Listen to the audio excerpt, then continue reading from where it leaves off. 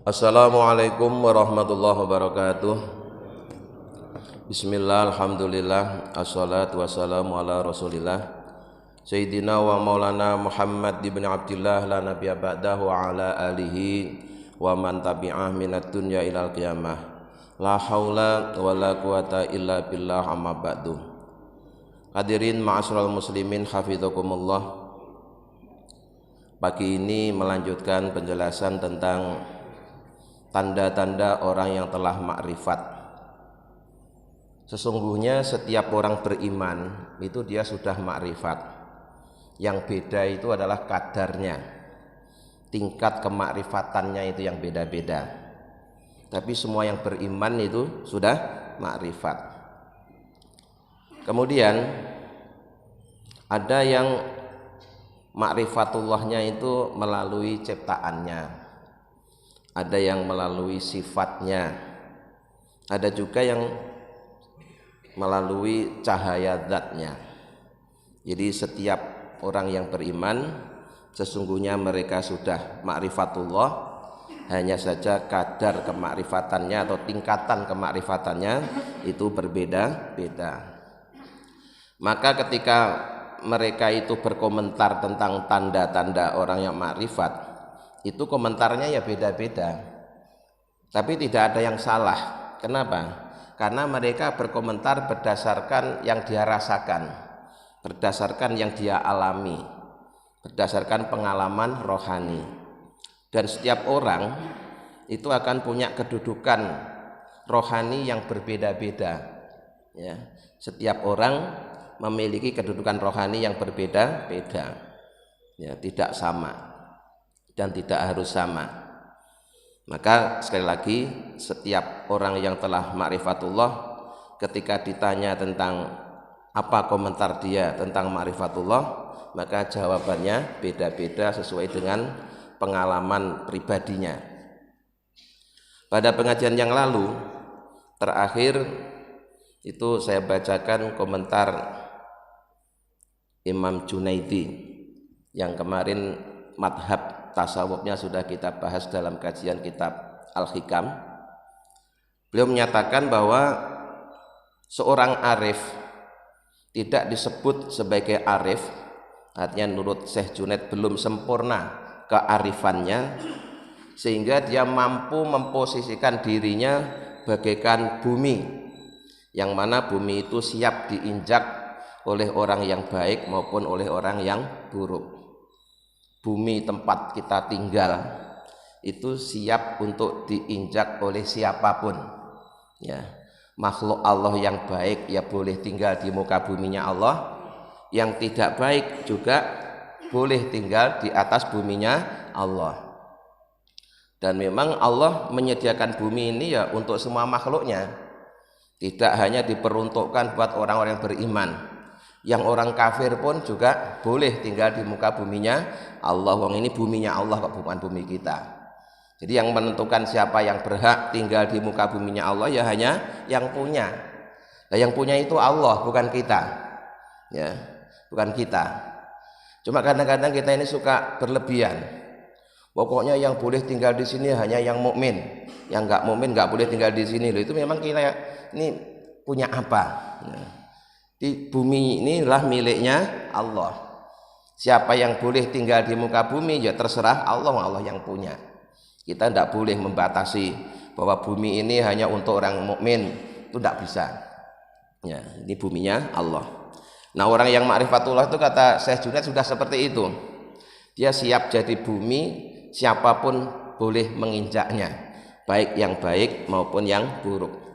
Bahkan ketika bumi itu dilempari sesuatu yang buruk, dia akan membalasnya dengan kebaikan, ya. Tanah yang gersang dilemparin kotoran sapi, itu malah subur, Pak, ya, malah subur. Jadi seorang arif billah itu dicaci maki pun dia akan tetap membalas kebaikan. Kenapa? Karena yang dicontoh adalah Rasulullah. Rasulullah itu berbuat baik tidak hanya kepada orang-orang baik, Pak. Orang yang jahat pun oleh Rasulullah tetap dibalas dengan kebaikan.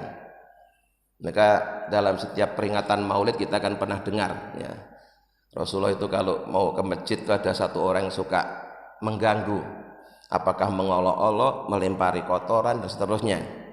Nah, ketika orang itu sakit, ternyata Rasulullah orang yang pertama kali menjenguknya. Itu pribadi Rasulullah, akhlak Rasulullah yang kemudian ditiru oleh orang-orang yang telah mengenal Allah, sehingga dia memposisikan dirinya bagaikan bumi yang siap diinjak oleh siapapun.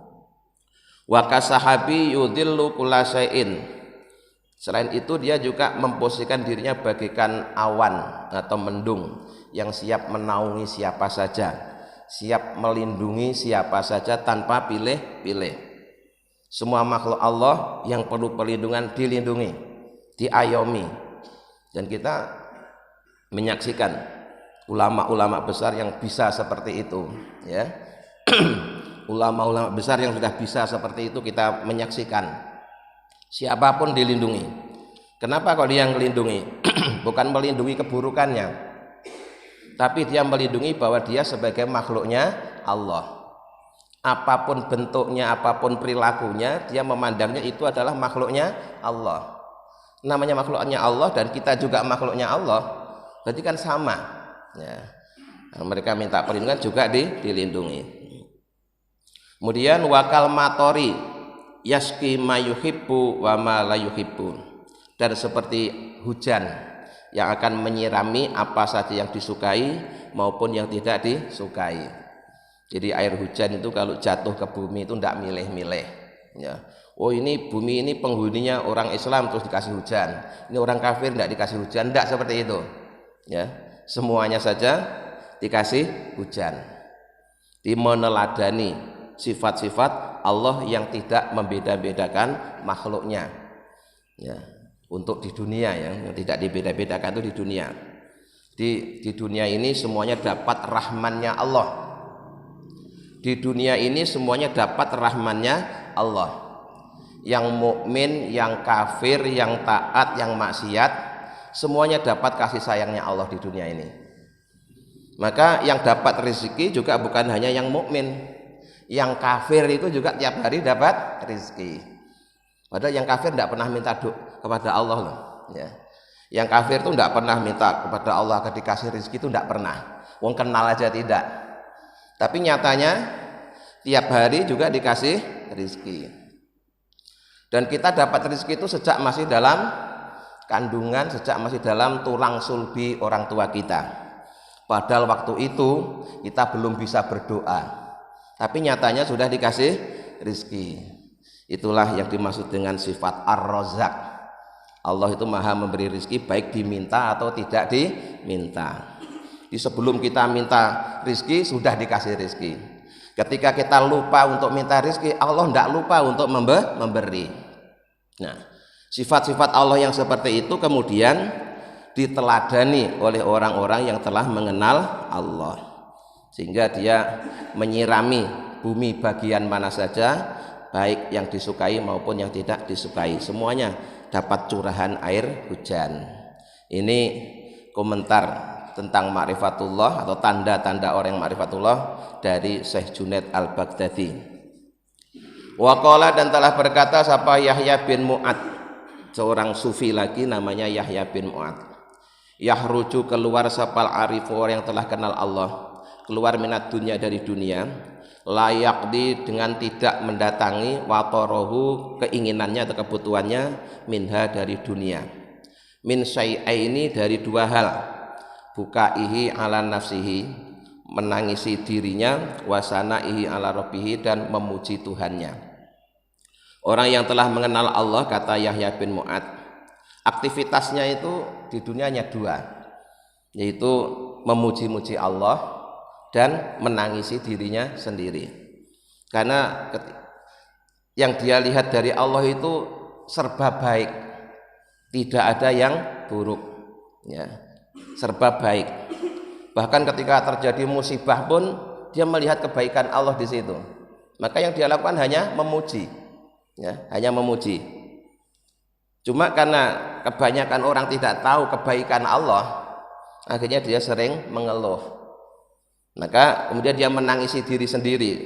betapa bodohnya dirinya, dia tidak mampu menyaksikan kebaikan Allah. Padahal Allah itu sangat baik. Allah memberi tanpa diminta. Allah tidak lupa memberi walaupun kita lupa untuk meminta.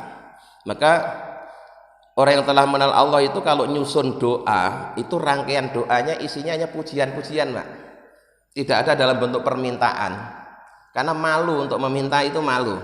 Ya. Meminta itu seandainya tidak diperintahkan oleh Allah, dia tidak akan meminta. Kenapa? Karena dia sudah yakin selama ini tanpa meminta pun Allah sudah memberi. Nah, kalau toh kemudian dia meminta, itu dalam rangka melaksanakan perintahnya Allah, karena kita disuruh untuk meminta. Mengapa Allah nyuruh kita untuk meminta? Supaya kelihatan kalau kita ini hambanya Allah. Ya, dibuktinya kalau kita hambanya Allah, kita ini suka minta kepada Allah. Padahal apa yang diminta itu tanpa harus diminta pun sudah dikasihkan oleh Allah. Maka kalau dia berdoa itu isinya hanya memuji-muji. Ya. Jadi bisa dikatakan kalau dia merangkai doa itu 90% isinya pujian. Permohonannya hanya 10%. Ya.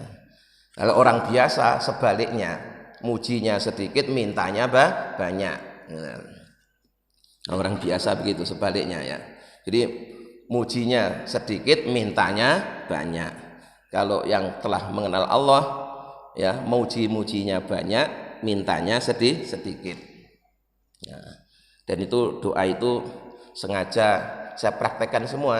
Ya. Kalau pujian dan permintaannya seimbang, itu yang biasa saya baca habis sholat maghrib. Itu antara pujian dan permintaan itu seimbang. Ya. Kemudian kalau di sholat isya itu lebih banyak permintaannya daripada pujiannya. Kalau di sholat subuh itu lebih banyak pujiannya daripada permintaannya. Gitu.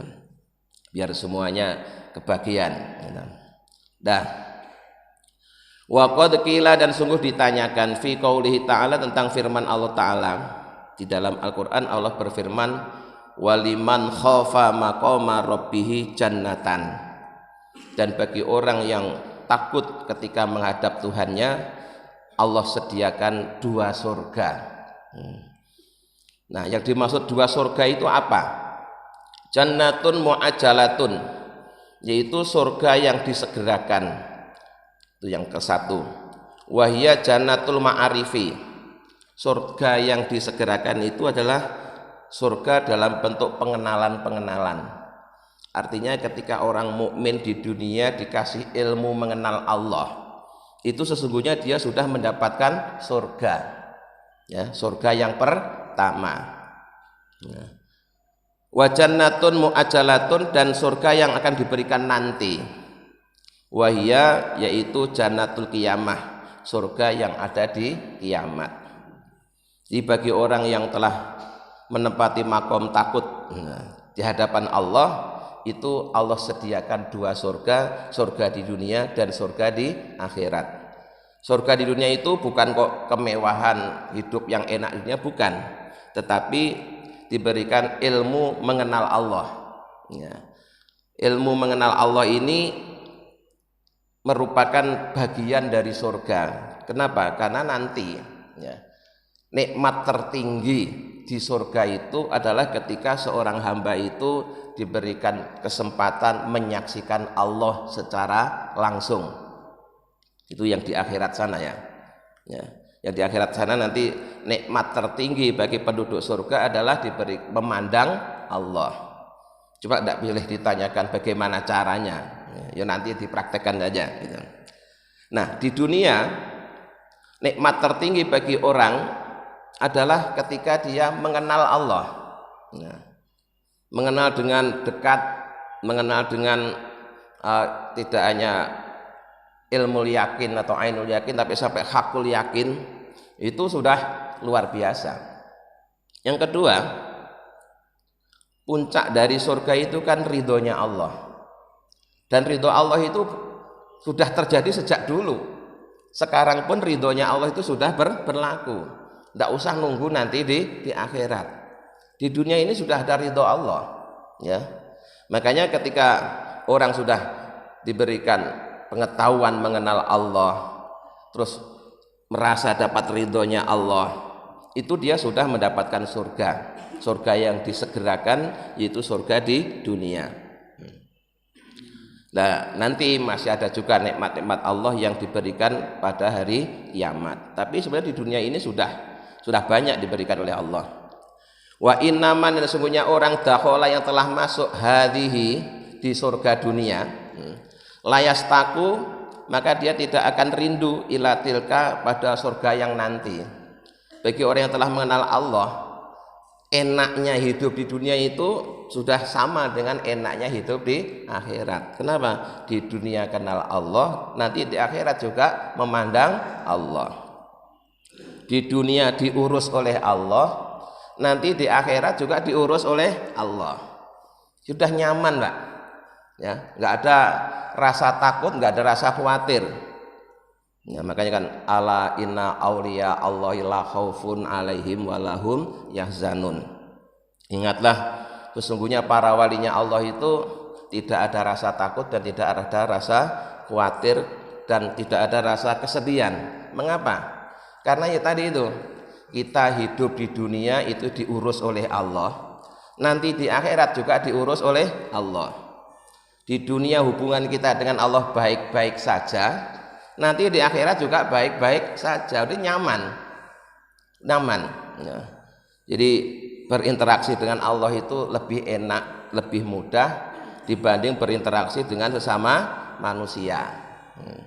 Allah itu lebih sayang sama kita daripada sayangnya ibu kita kepada diri kita sendiri ya, begitu.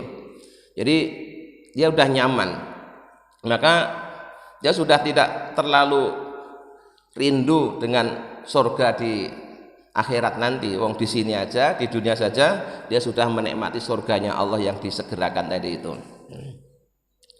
Yaknuna, dengan mengharapkan dinisbatkan ila huriha, pada bidadarinya, wa kusuriha, dan keindahan kerajaannya. Jadi kalau terkait dengan bidadari surga, kerajaan surga, dia sudah tidak pengen sama sekali. Di dunia ini saja sudah ada yang lebih indah daripada bidadari surga dan kerajaan surga. Tetapi la bin nisbati ila ma yukhassalu hunaka minal kurbi wa ta'arufi.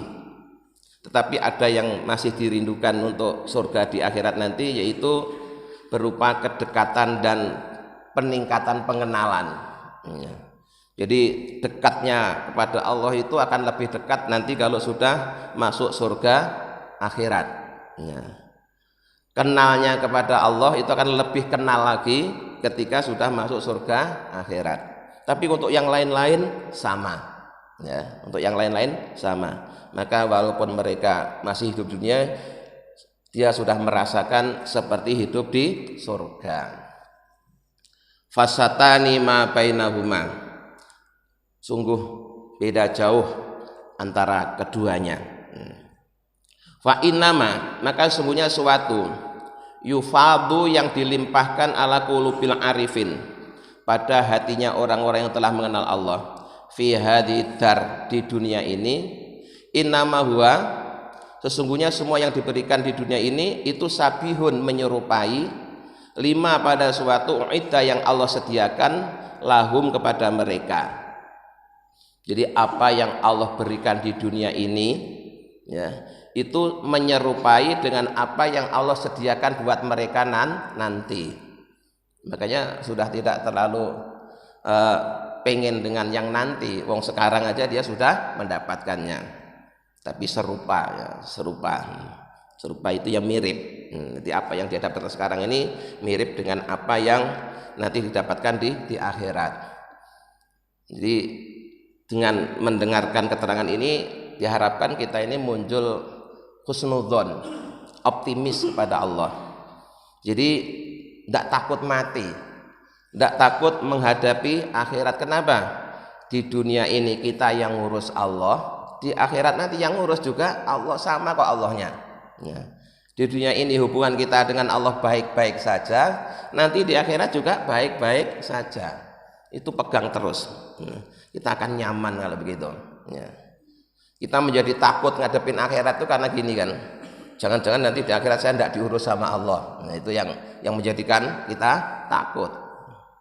Padahal yang terjadi itu nanti adalah sesuai dengan keyakinan kita. Dalam hadis qudsi itu Allah berfirman, "Anna inta dzonni abdi bi." Aku akan melakukan apa yang diyakini oleh hambaku kepadaku. Kalau hambaku meyakini aku baik, aku akan berbuat baik kepadanya. Tapi kalau dia meyakini aku zat yang menyiksa, aku siksa dia.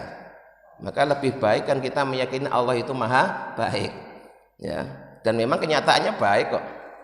Selama ini kita diurus oleh Allah, kita dari tidak ada menjadi ada, ini yang mengadakan juga Allah.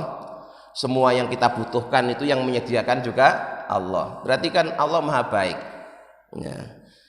Yang ngurus kita di dunia Allah dengan kebaikannya, nanti di akhirat harus yakin yang ngurus juga Allah dengan kebaikannya, ya.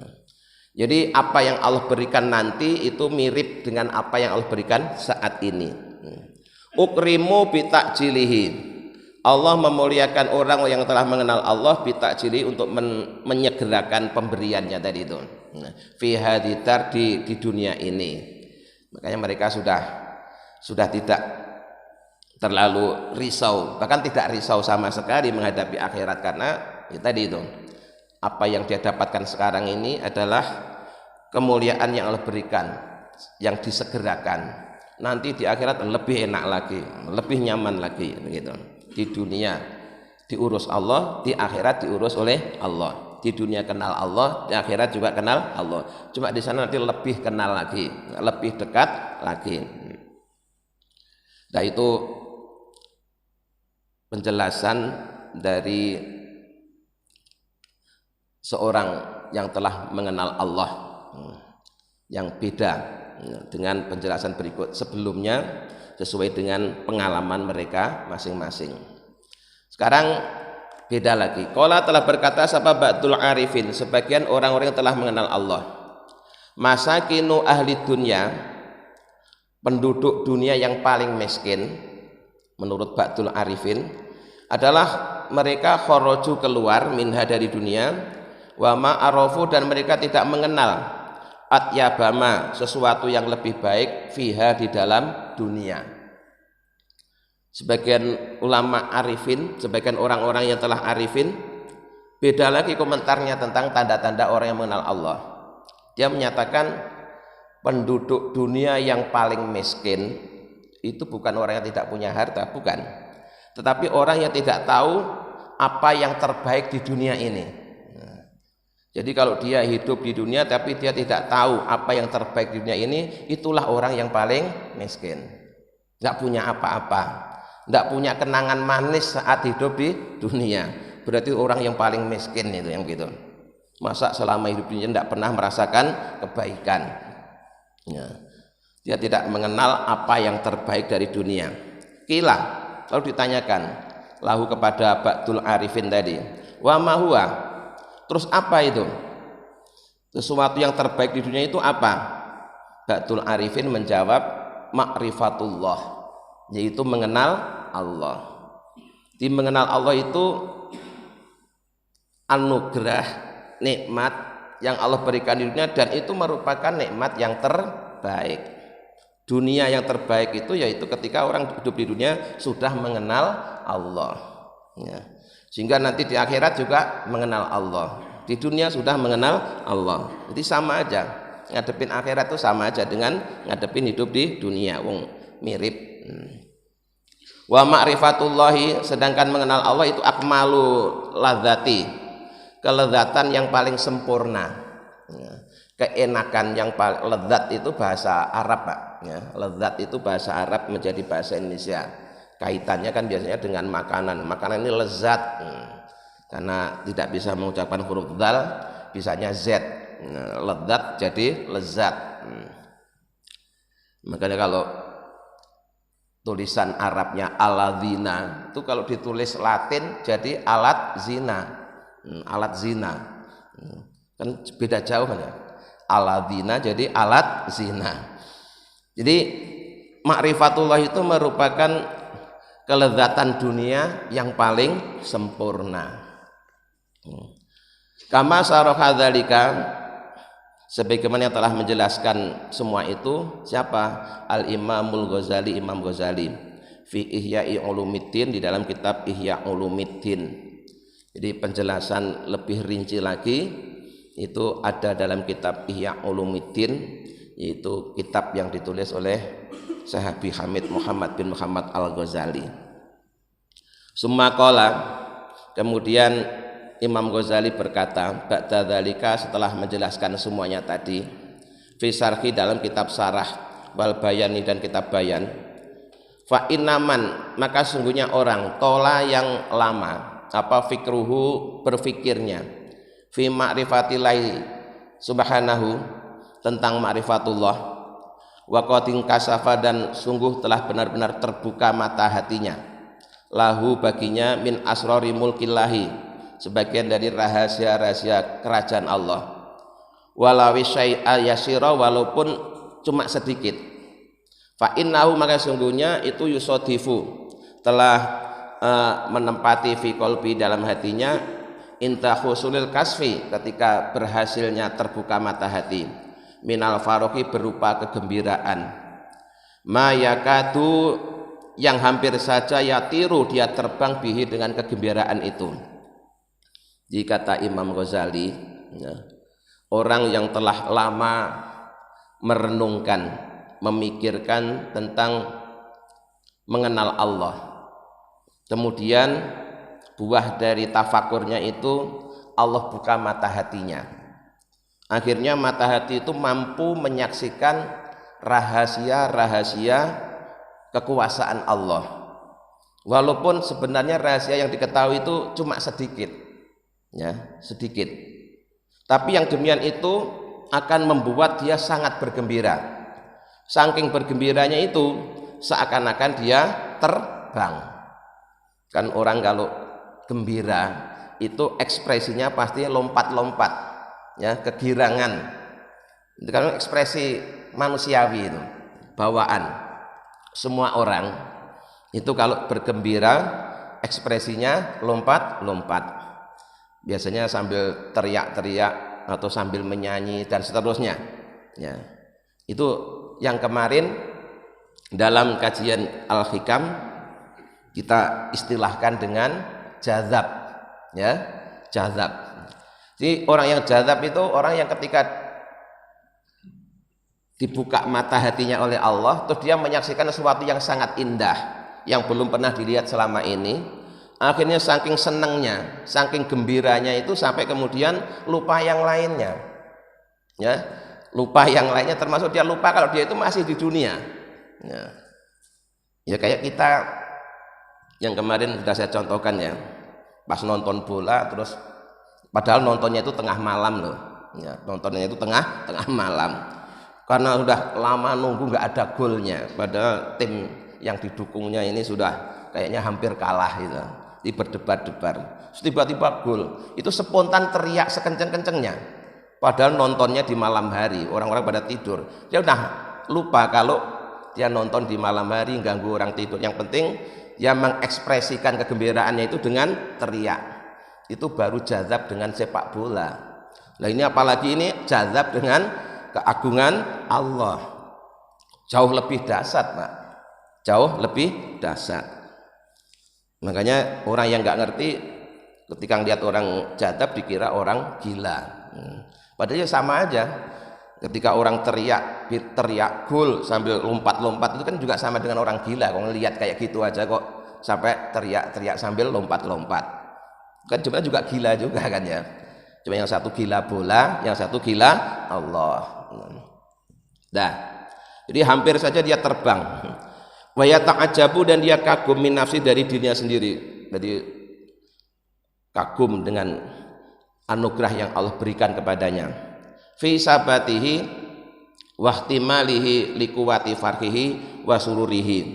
Jadi saking gembiranya, saking kuatnya kegembiraan itu, dia sampai mengekspresikan dengan tingkah yang tampak aneh.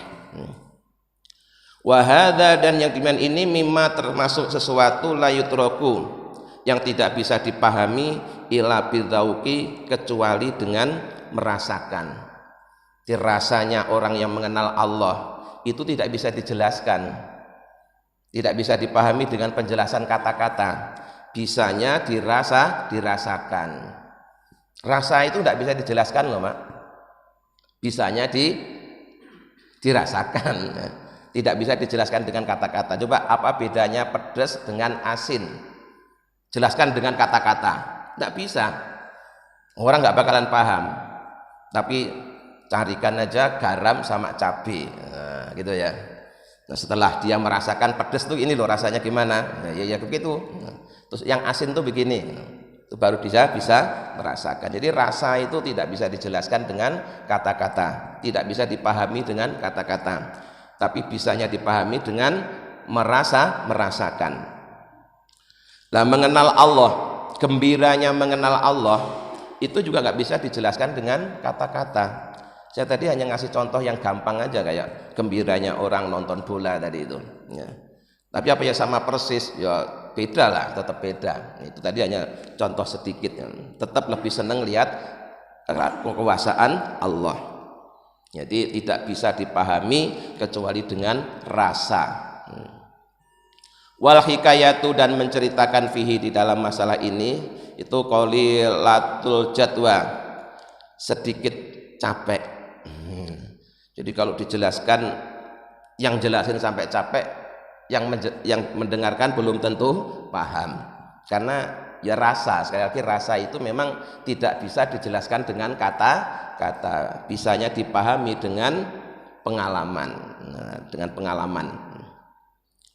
Fahadzal qadru, dan penjelasan yang sedikit ini yunabbihuka, untuk mengingatkan kepada kalian, ala anna ma'rifatul ta'ala, sungguhnya mengenal Allah itu aladzul asyai, sesuatu yang paling lezat.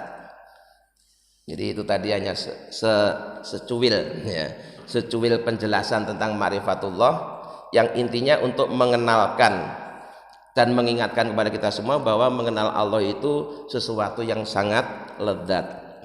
Tapi sekali lagi tidak bisa dijelaskan dengan kata-kata. Ya, hanya bisa dipahami melalui merasakan. Jadi kalau pengen paham ya kita harus merasakan.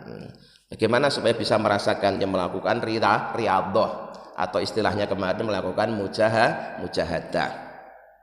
Ya. Jadi kalau kita sudah bisa merasakan hasil dari mujahadah kita, nanti kita sholat di depan Ka'bah dengan sholat di Masjid Al-Furqan itu rasanya sama. Nggak ada bedanya. Kenapa? Di sana itu yang kita sembah Allah, di sini yang kita sembah juga Allah. Allahnya sama, harusnya rasanya juga sama. Tetapi kenyataannya kemarin beda. Yang beda itu bukan Allahnya. Berarti kamu belum bisa merasakan Allah, masih bisa merasakan imamnya, tempatnya, temannya ya. Baru merasakan itu, belum merasakan nikmatnya sholat bersama Allah ya. Kadang-kadang pulang haji orang ngomong, wah sholat di sana itu terasa khusyuk, nggak kayak di Indonesia. Coba tanya, memang kamu di sana nyembah siapa, di sini nyembah siapa, kok rasanya beda? Di sana nyembah Allah, di sini nyembah Allah, harusnya sama rasanya. Yang beda itu apa? Yang beda imamnya, tempat sholatnya, sama temen sholatnya. Berarti belum lezat dengan Allah ya. Ini kalau udah lezat dengan Allah, di mana saja, sama siapa saja, siapapun imamnya, rasanya sama, karena sama-sama menyembah Allah yang sama. Wa annahu, dan sesungguhnya ma'rifatullah itulah ladzata, tidak ada lezat fauqaha, yang lebih lezat daripada ma'rifatullah. Di ma'rifatullah itu kelezatan yang paling lezat, sehingga tidak ada yang lebih lezat daripada ma'rifatullah. Walihada, maka dari itu qala, berkata sapu Abu Sulaiman Ad-Darani, Syekh Abu Sulaiman Ad-Darani, dia mengatakan inna lillahi, sesungguhnya bagi Allah ibadan memiliki hamba, laisa yusgiluhum anillahi khaufun nar, yang tidak akan menyibukkan dirinya dari Allah ketakutannya terhadap neraka. wala rojaul jannati, dan tidak pula menyibukkan cintanya kepada Allah, harapan untuk masuk surga. Jadi gini, Syekh Sulaiman Ad-Dari mengatakan Allah itu memiliki hamba tidak hanya satu tapi banyak, yang mereka itu selalu hanya sibuk kepada Allah, sibuk menikmati kedekatannya bersama Allah, sehingga dia tidak takut neraka dan juga tidak berharap surga. Karena apa? Surganya sudah didapatkan. Surga yang paling enak itu ketika bercengkerama dengan pemilik surga. Pemilik surga siapa? Allah Subhanahu wa ta'ala. Sementara dia sudah bercengkerama bersama Allah sejak masih di dunia. Nah, fa kaifa, maka bagaimana sagolahum akan menyibukkan mereka apa dunia-dunia yang nilai dari Allah Ta'ala. Bagaimana mungkin kemudian dunia bisa menyibukkan dia dari mengenal Allah, sementara surga dan neraka aja tidak akan mengganggu hubungan dia dengan Allah. Jadi hubungan dia dengan Allah itu sudah benar-benar sangat intim ya. Sehingga ya udah nggak takut neraka, udah nggak pengen masuk surga. Kenapa? Dia sudah bersama dengan yang punya neraka, yang punya surga. Siapa? Allah Subhanahu wa ta'ala ya. Ibaratnya orang bertamu itu sudah ketemu sama tuan rumahnya, udah nggak peduli nanti dikasih suguhan apa tidak masalah. Wong karena tujuannya bertamu itu ingin ketemu tuan rumah, kan begitu mestinya ya. Nah kita kadang-kadang bertamu bukan kepingin ketemu tuan rumah, hanya kepingin dapat suguhan. Yo aneh, jauh-jauh dari Surabaya ke Jakarta ya, hanya sekedar nyari suguhan. Harusnya kan ya kepingin ketemu dengan yang didatangin itu ya. Makanya ketika kita umroh, ketika kita haji, itu tujuan utamanya ya harusnya ingin ketemu dengan Allahnya ya, bukan ketemu dengan Ka'bahnya ya, ingin ketemu dengan Allahnya. Nah orang yang telah mengenal Allah itu belum berangkat ke Mekah sudah kenal Allah. Jadi di mana saja sama, dia selalu bersama Allah.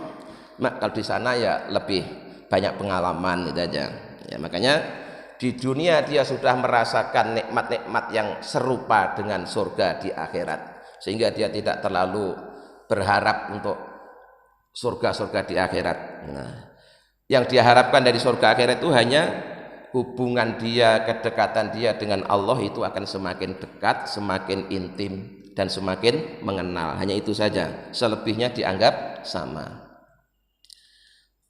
Pagi ini sampai di sini dulu, insya Allah kita lanjutkan pada pengajian yang akan datang. Jadi sekali lagi, setiap orang yang beriman sesungguhnya telah mengenal Allah, cuma kadarnya, tingkatannya itu yang beda-beda. Nah kita disuruh ngaji itu supaya pengenalan kita kepada Allah itu semakin meningkat. Jadi kalau kemarin baru 10%, sekarang jadi 15%, jadi 20%, terus gitu sampai puncaknya nanti bisa 100%. Mudah-mudahan dengan bimbingan Allah kita bisa memahaminya. Amin ya rabbal alamin. Allahumma sholli ala sayyidina Muhammad wa sayyidina Muhammad, alhamdulillahi rabbil alamin. Allahumma inna nas'aluka imanan da'ima yaqinan shadiqan wa qalban khashi'an lisanan dzakiran wa rizqan halalan wa ilman nafi'an dan sholihan. Allahumma ja'alna wa auladana wa dzurriyyatina wa talamidana min ahlil ilmi wa ahlil khair walil ibadah wa la tanayahum min ahlil jahlil masyah. Rabbana atina fid dunya hasanah wa fil akhirati hasanah wa qina adzabannar. Subhana rabbika rabbil izzati amma yasifun wa salamun alal mursalin alhamdulillahi rabbil alamin. Assalamualaikum warahmatullahi wabarakatuh.